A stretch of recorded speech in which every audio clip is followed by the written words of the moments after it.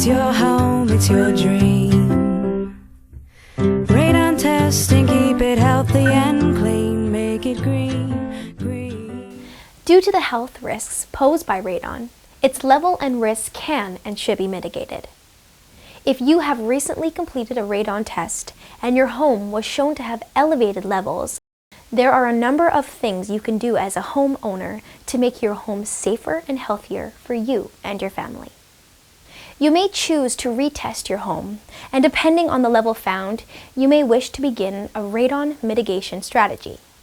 Let's hear from a certified radon mitigator and see how the process works. My name is Hardy Nickel. I'm the owner and operator of Central Interior Radon Testing. We do radon testing and we also install radon mitigation systems. We have installed passive systems and we have installed active soil depressurization systems. When a homeowner calls us, we go to the site, we determine the levels of radon from prior testing. Normally the homeowner has had a long-term test done, and we always do a follow-up short-term test. A passive sub-slab depressurization system helps reduce the amount of radon entering a home by enabling its evacuation from below the foundation. A passive system uses the natural movement of air to vent radon gas to the outdoors, where it can be quickly diluted. A fan is not used in a passive system. We are at a new house under construction that has put in a passive system for radon reduction. The new code requirements are that the vapor barrier, the 4 inches of pea gravel underneath, and the piping installed underneath the slab to allow for future radon mitigation system. The code requirement requires this pipe to be capped. This contractor has gone beyond the code requirements and installed a passive system. From our recommendations, as you can see, the contractor has used 2 different colored pipes. That is so in the future, any renovations that will be done the plumber will not be confused connecting to the wrong pipes. And this pipe now is coming through the main floor. It's a lot easier for the contractors to do it now than when the house is finished. They can route their pipes in convenient locations for them. As you see, it goes in the truss space and continues on through the roof. An active system is much like a passive system, except the active system has the benefit of an electrically powered fan. The fan acts much like a vacuum, drawing radon and other potentially harmful gases up through the pipe. These gases are then vented to the atmosphere, usually at the roof. Now, let's hear our certified mitigator describe the installation of an active system. In this case, we decided to start with an active soil depressurization system.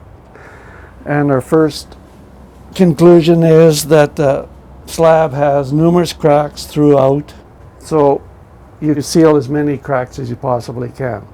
And the next step we do is we core drill a hole through the slab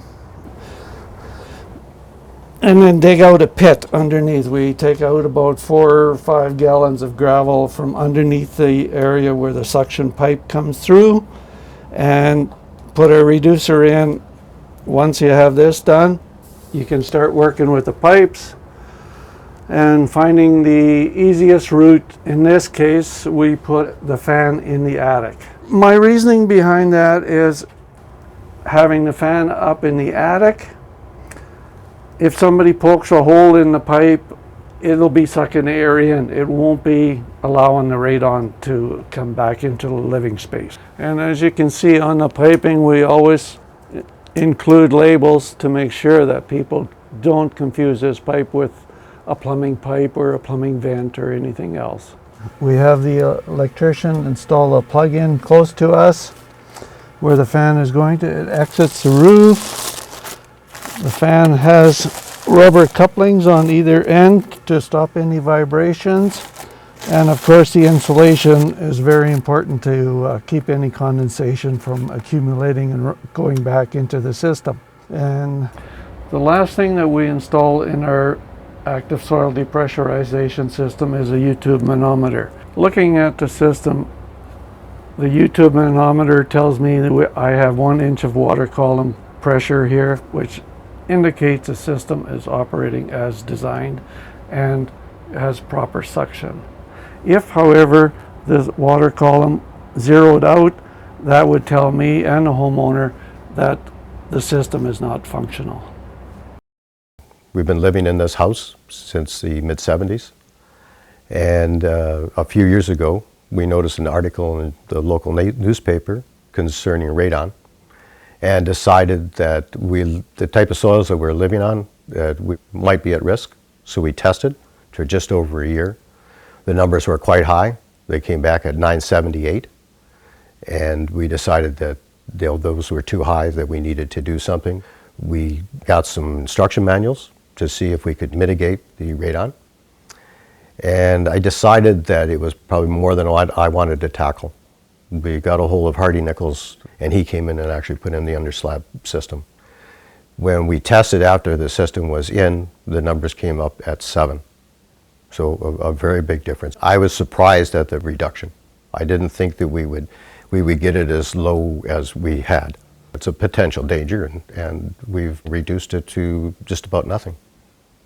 Just wish we had done it earlier, when the kids were still home playing down in the basement all the time. But not knowing what it was like 10 years ago, we never really had the opportunity or knew what to do. So, as you can see, there are a number of practices in use today to mitigate radon in a home. In our next episode, we look at how community organizations, municipalities, and even cities can use the BC Lung Indoor Radon Study as a template for tackling radon. You can obtain a detector by contacting radonaware.ca.